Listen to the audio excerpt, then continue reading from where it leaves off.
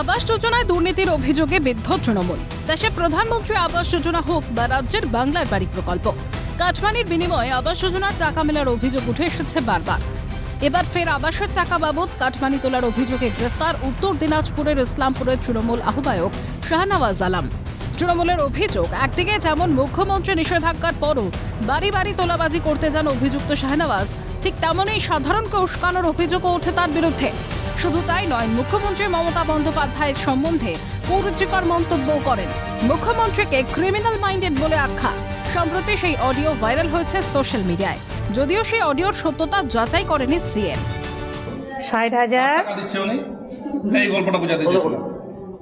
60,000 into 100, 6 কোটি হচ্ছে। এবার কালেকশন কত টাকা করেছে?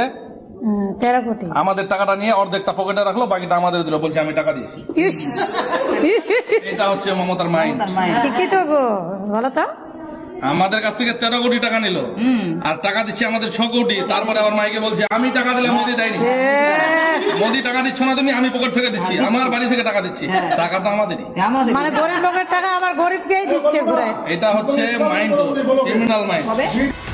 এরপরে তৃণমূলের অঞ্চল কমিটির তরফে শাহনওয়াজ আলমকে দলের সমস্ত পদ থেকে বহিষ্কার করা হয়। অভিযুক্তের বিরুদ্ধে ইসলামপুর থানায় কাটমানি চাওয়ার অভিযোগ জানান এক গ্রামবাসী। থানায় অভিযোগ জানাতেই তাকে গ্রেফতার করেন ইসলামপুর থানার পুলিশ আধিকারিকরা। আমি অডিওটা কালকে শুনেছি। অডিওটাতে আমাদের জননেত্রী মমতা বন্দ্যোপাধ্যায় সম্বন্ধে বাজে মন্তব্য করেছে। তার জন্যই আমরা কালকে সমস্ত অঞ্চল কমিটি আমরা বসে তাকে আমরা পার্টি থেকে বহিষ্কার করেছি। আমরা তৃণমূলের আশেপাশে আমরা ওকে নিব না, ও আমাদের তৃণমূল হতে পারে না।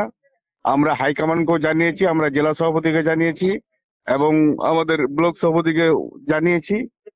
আমরা টোটাল অঞ্চল কমিটি বসে আমরা এটা সিদ্ধান্ত নিয়ে নিয়েছি। এ বিষয়ে অভিযুক্তকে প্রশ্ন করা হলে তার সাফ জবাব, তাকে ফাঁসানো হয়েছে। এরকম কিছু না, আমাকে ফাঁসানো হচ্ছে। আগামীতে অভিযুক্তের বিরুদ্ধে ঠিক কি ব্যবস্থা নেওয়া হয় সেটাই এখন দেখার। উত্তর দিনাজপুর থেকে বিশ্বরূপ বিশ্বাসের রিপোর্ট, ক্যালকাটা নিউজ।